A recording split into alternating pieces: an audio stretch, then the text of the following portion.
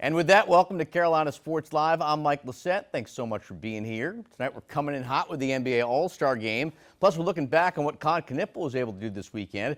We also got a ton of women's basketball, too. But first things first, and that was the 500. It was an event so big, Bart Simpson took time out of his busy schedule to make it. Many 10-year-olds get to wave the green flag, so that's good for him. In the first stage, however, defending champ William Byron was not having much fun. Banged into the wall once. Here, the front of his car gets crunched by B.J. McLeod. Byron, in a backup car, finished 12th. First stage went to Zane Smith. Second went to Bubba Wallace, but not before this. Lap 85, a multi-car wreck. We got Connor Zilic and Chase Briscoe taking damage. Good race on. A bit later, we were waiting for the big one. We got it right here. Lap 123, Justin Allgaier in front. He's hit from behind, and look at all that damage. Felt like no one was safe. Allgaier was done. Final lap now got really exciting. Michael McDowell, Carson Hocevar fighting for the lead. Hocevar, right here, gets taken out, so he's out of contention, but we're racing on.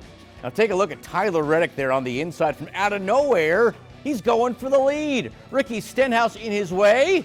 He says goodbye to Ricky. Bit later now, it's Chase Elliott in front. However, he is bumped, flies into the wall. Somehow again, it's Reddick. The 45 led for only one lap, but it's the one that matters. Reddick of 23:11 takes this one in dramatic fashion. Last year was really hard for all of us. What a win for Tyler, and what a win for Jordan. Now to where Jordan used to hang out, the NBA. The All-Star format for this year was a considerable improvement, with two U.S. teams squaring off against each other as well as a world squad. Anthony Edwards stood out as the star of stars, earning the event's MVP award. Edwards scored 8 points in the title game, with his Stars taking down the Stripes 47-21.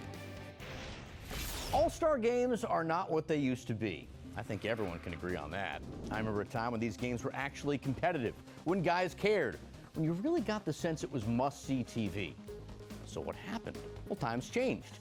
Before cable TV, before the internet, and before social media, a lot of these guys were strangers. Literally, the only contact they might have had was before and after regular season games and the All-Star break. Now they're just a DM away. It's hard to hate a guy who's actually a real person rather than someone who accidentally fouled you a few months earlier. It's also hard to hate someone you might have known for years, be it through travel sports and, for that matter, international competition. The mystery is gone, and for the most part, so is the incentive. Back in the day, a strong performance in the All-Star game put you on the map.